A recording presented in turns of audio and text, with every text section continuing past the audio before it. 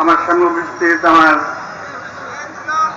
ভাইরা, সাংবাদিক ভাইরা, সবাই রোদ্রের মধ্যে কষ্ট করে বসে আছেন, এটা অত্যন্ত পীড়াদায়ক। আপনাদেরকে আন্তরিক ধন্যবাদ জানাচ্ছি। প্রিয় ভাইরা, আজকে আমাদের বাংলাদেশের স্বাধীনতার ঘোষক একজন বীর মুক্তিযোদ্ধা, যিনি স্বাধীনতার ঘোষণা দিয়ে খাত হন নাই, তিনি নিজে যুদ্ধক্ষেত্র থেকে যুদ্ধ করেছেন। অন্যান্য সেক্টর কমান্ডাররা ভারতে বসে যুদ্ধ পরিচালিত করেছেন, তবে একমাত্র আমাদের শহীদ রাষ্ট্রপতি স্বাধীনতার বীর ঘোষক জিয়াউর রহমান সাহেব বাংলাদেশের অভ্যন্তরে সিলেটে উনি যুদ্ধ করেছেন সরাসরি নিজে। আজকে অনেকে গাছটা দেওয়া হয়, জিয়াউর রহমান সাহেবের নাম শুনলেই গাছটা দেওয়া হয়, কারণ যেই কাজটা তাদের করার কথা ছিল ওই কাজটা জিয়াউর রহমান সাহেব করেছে। এটা জিয়াউর রহমান সাহেবের অপরাধ। প্রিয় ভাইরা, আজকের দিনে পরম দয়ালু করুন আল্লাহ তাআলার কাছে আমি তার আত্মার মাগফিরাত কামনা করছি। আল্লাহ তাআলা তাকে যেন বেহেশত নসিব করেন। সংক্ষিপ্ত রাষ্ট্র পরিচয় ইতিহাস, শহীদ রাষ্ট্রপতি জিয়া রহমানের মাত্র 3.5 বছর। এই 3.5 বছরে উনি বাংলাদেশকে যা দিয়ে গেছেন, তলাবিহীন ঝুড়ি থেকে যেখানে উড়িয়ে এনেছিলেন বাংলাদেশকে, সেই বাংলাদেশকে আবারও তলাবিহীন করে ফেলেছে আজকের এই সরকার। সেই বাংলাদেশে আজকেও তলাবিহীন ঝুড়ি করে ফেলেছে এই সরকার। পত্রিকা দেখলাম আজকে ঘুম থেকে উঠেই 1 লিটার তেলের দাম 2.5 টাকা বাড়িয়ে দেওয়া হয়েছে।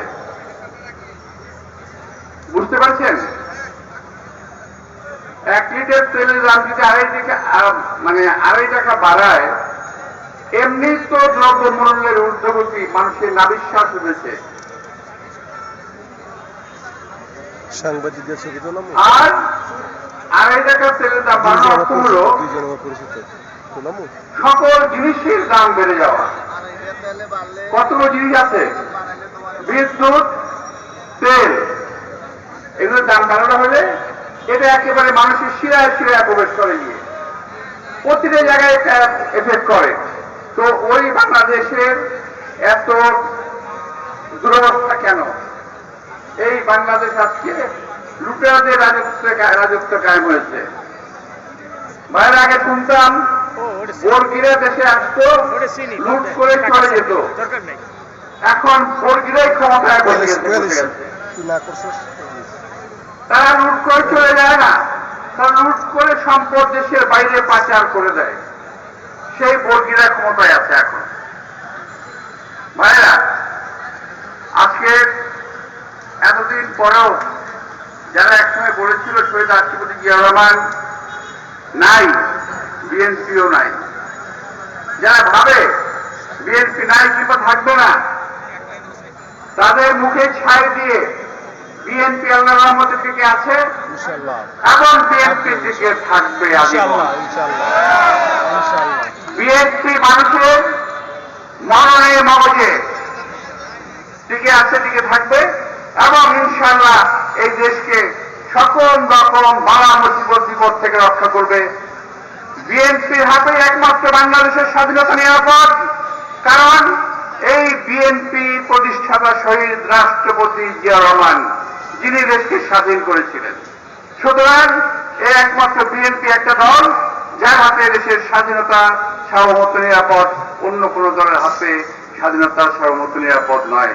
প্রিয় ভাইরা, আমি আবার আপনাদের শুভেচ্ছা জানিয়ে এবং শহীদ রাষ্ট্রপতি জিয়াউর রহমানের আত্মার মাগফিরাত কামনা করে বক্তব্য শেষ করছি। খোদা হাফেজ। বাংলাদেশ জিন্দাবাদ।